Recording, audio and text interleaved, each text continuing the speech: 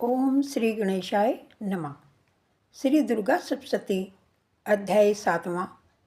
इसमें चंड और मुंड के वध का वर्णन किया गया है। बोल मेरी महामाई की जय। ऋषि बोले, तदंतर शुंभ की आज्ञानुसार चंड मुंड आदि दैत्य चतुरांगनी सेना के साथ अस्त्र शस्त्रों से सुसज्जित होकर चल दिए और फिर हिमालय पर्वत के श्रोण में ऊंचे शिखर पर पहुंचकर उन्होंने सिंह पर विराजमान देवी को देखा। वे मंद मंद मुस्कुरा रही थी। देवी को इस प्रकार मुस्कुराते हुए देख असुर धनुष और तलवार लेकर देवी के समीप तत्पर से पकड़ने का यत्न करने लगे।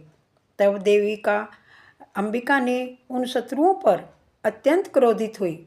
उस समय क्रोध के कारण उनका मुख काला पड़ गया, ललाट भौहें टेढ़ी हो गई। तब वहाँ से तुरंत अत्यंत विकराल काली प्रकट हुई, जो तलवार और पास लिए हुए थी।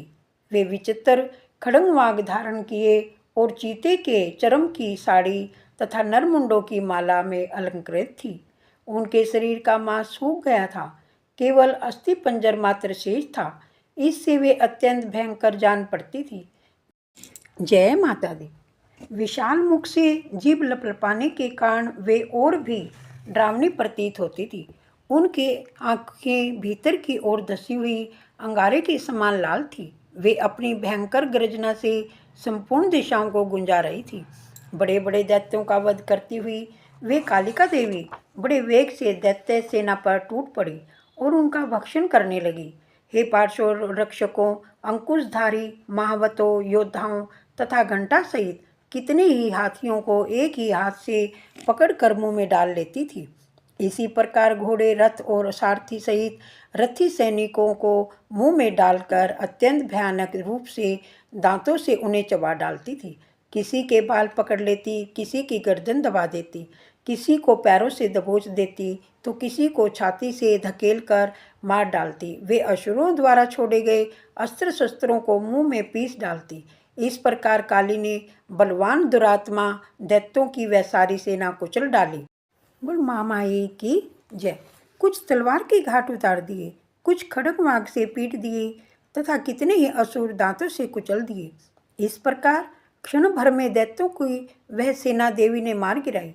यह देख चंड उन अत्यंत भयानक काली देवी की तरफ दौड़ा और इधर महादैत्य चंड मुंड ने भी भयंकर बाणों की वर्षा से हजारों बाण चलाए और चक्रों से उन भयानक नेत्रों वाली देवी को ढांप दिया।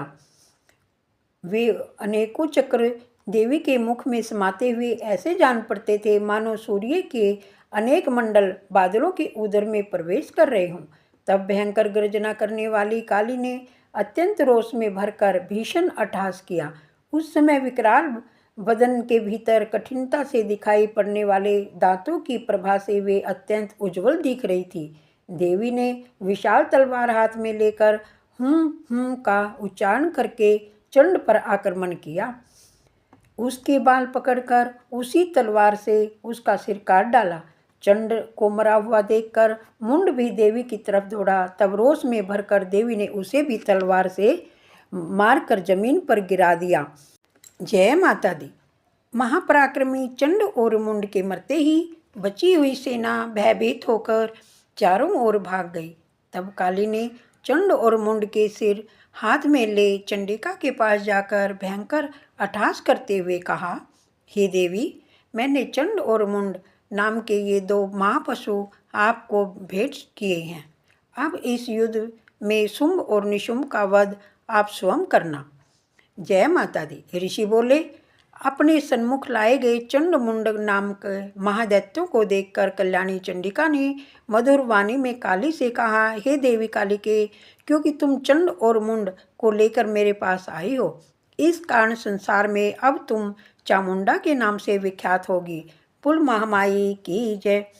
चंड मुंड वध नामक अध्याय संपूर्ण हुआ। बोल जय माता दी।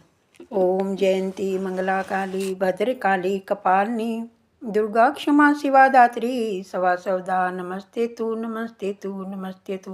बोल महामाई की जय।